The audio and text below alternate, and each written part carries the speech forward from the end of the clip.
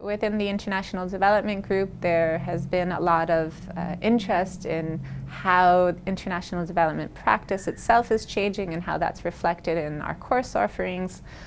Clearly, there's a lot of introspective thinking going on in the field, within academia, but also within practice.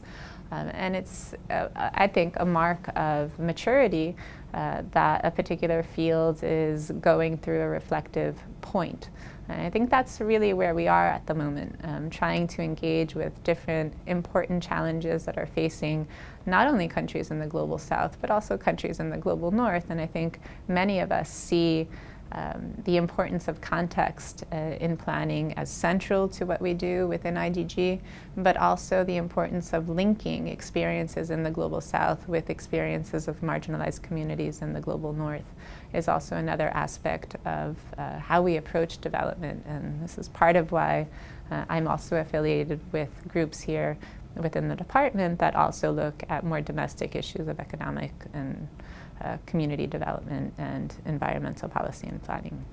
Well, I think there's a real point at which we're asking where does expertise lie and whether or not the development industry itself is really reflective of what are the kinds of practices that are enabling change on the ground. You know, development as an industry has been around for 50, 60, 70 years now, and there's a point at which there's a lot of conflict about whether or not the practices that have basically been enabled in the fields, largely by institutions in countries like our own, is actually having any real impact on the ground. In my own work, I look at how the role, or rather the practice of evaluation reflects ideologies within the development industry itself, and whether or not those ideologies are actually appropriate for the multiple rationalities that are really shaping urban development on the ground in places where I work, in particular in sub-Saharan Africa as well as in South America. Get experience on the ground. It's very different from the sort of comfortable conversations that we can have from a classroom, going to the field, engaging with communities that are impacted by quote-unquote experiments with planning on the ground. Is a very educational experience. It's very different from anything that you'll get within a library or even doing desk research.